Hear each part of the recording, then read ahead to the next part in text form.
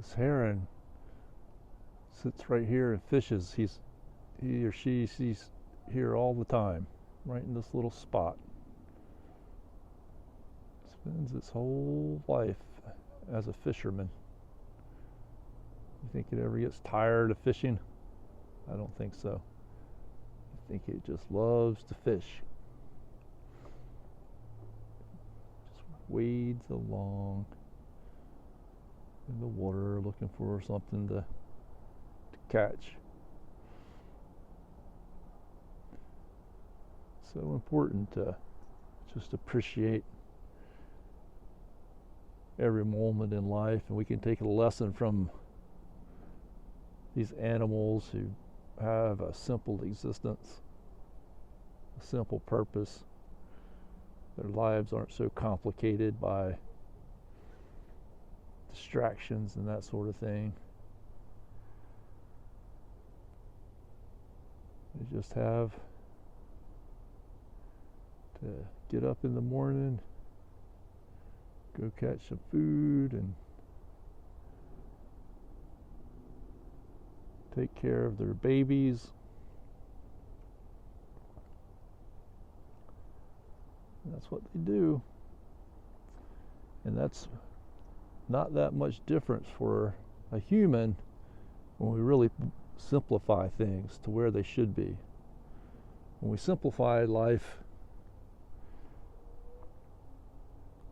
it tends to make more sense. When we overcomplicate it, things start to get all confusing, and we start asking all kinds of questions, and it's all part of living. There's nothing particularly wrong about all of that, except for we need to not lose sight of how do we get back to home base, kind of, how do we get back to square one, when things start to get too unraveled, how do we get back to the basics? And if you just look at this little heron over there, it's still doing fine, but this was a super. We don't usually get that calm of water, and a boat came by and caused these ripples. Now they're not major ripples, but it definitely changed the environment for that heron. So stuff comes through our lives, lots of things that come through our lives that we don't plan for, like these ripples. And we have to, again, have built ahead of the ripples some certain principles to live by and some certain understandings about what life's about and what our life's about, and also some processes for growing, so that when the ripples come along, we don't just survive the ripples, but we actually grow from the ripples. We become stronger, we become more knowledgeable, we understand more about what life's about, and we take something with us from that. Somebody on that boat sounded like they were hollering at me, but I couldn't. I think they were just the water's calm and the sound travels. But so one of the things that we have to also be careful about, and that is the influence of other people. When society at large, or Mother Nature, impacts us, it can be very dramatic.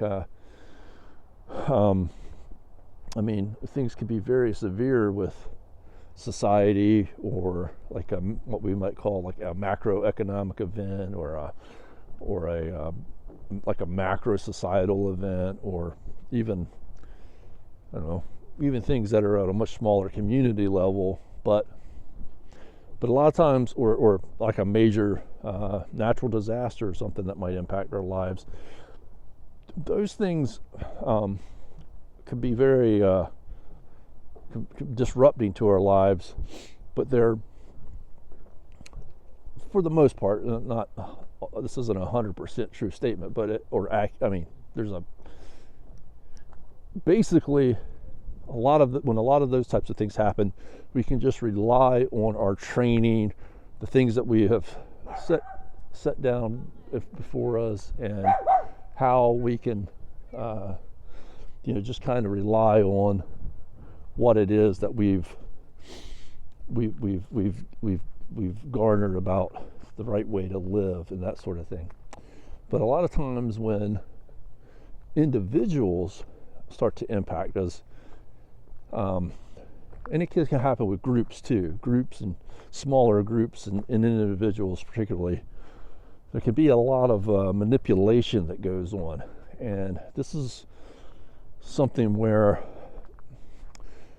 I would say at any stage in life, obviously, but particularly when we're young, before we have much experience with people, because our ability to learn how to deal with societal issues and with interpersonal issues, we know that is one of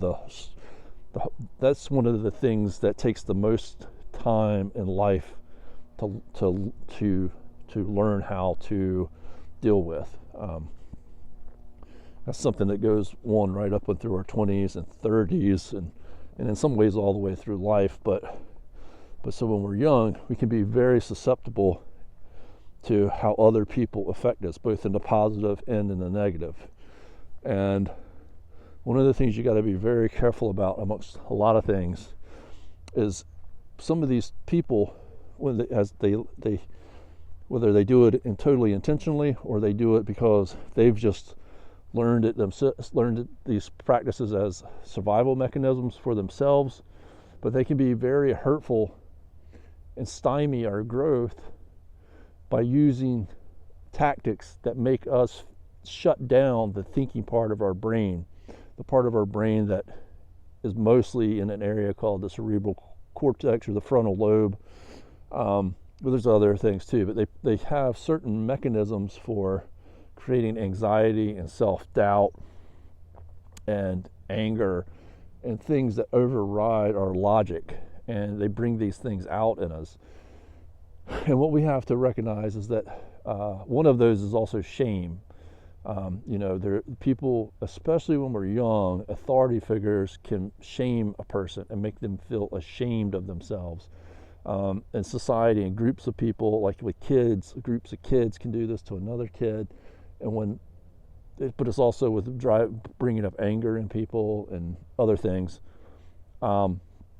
It causes the logical part of our brain to stop working and allows our primitive emotional brain to take over. And you have to be aware of that. If you're aware of that, you can learn to handle those things. You see this a lot with great athletes. Great athletes really learn how to handle stress. So they're having all these things both on the field and off the field,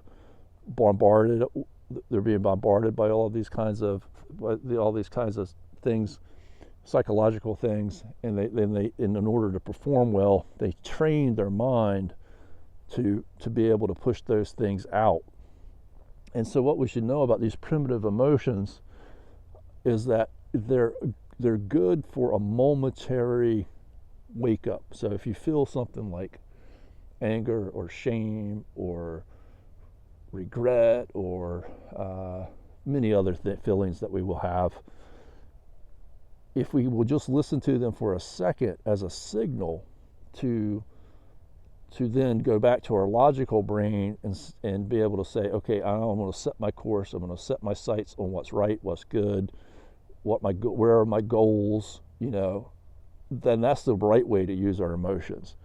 If our emotions start to take us over, then we end up with a lot of issues that we can't deal with. I don't know what just happened to my phone. Anyhow, something just changed on the phone, but I think it's still recording. Yeah. Okay. So we need to learn how to listen to our emotions, but then to bring ourselves out of those emotions. And we have to be aware that there's certain people, and it's quite a lot of people, who have mastered the art of picking on people's emotions, and they'll use these things to then knock you out of your ability to think for yourself, and you're reacting just based on emotion. And you can't do that. And it's hard. Some of these people, especially when you're young, because you give people authority in your life when you're young, as part of how nature has engineered survival. It's like young people who are still vulnerable and trying to grow. They need adults to take care of them up to a certain point in life. And because of that, we also we allow ourselves, nature does, the mind is susceptible to these authority figures. And this does go on through life, but it's particularly strong when you're young. And you have to, let yourself know that just because somebody's older and an authority figure doesn't make them a good person or right. I mean, they might be a good person in many aspects, but they've got flaws, and those flaws will end up hurting you. So the self-awareness being aware of your emotions, and when your emotions are trying to take over your thinking, and there's lots of techniques. I mean, a lot of physical parts of our body, the way that we breathe, the way that we move, the way that we exercise, the way that we take care of ourselves. A healthy body is a stronger body, both mentally and physically. And spiritually is this. Don't let anybody take your belief in a higher power away from you, your belief in God and your principles in that way, because there's always something bigger than all of us, and you can always turn to that for guidance. And so I love you.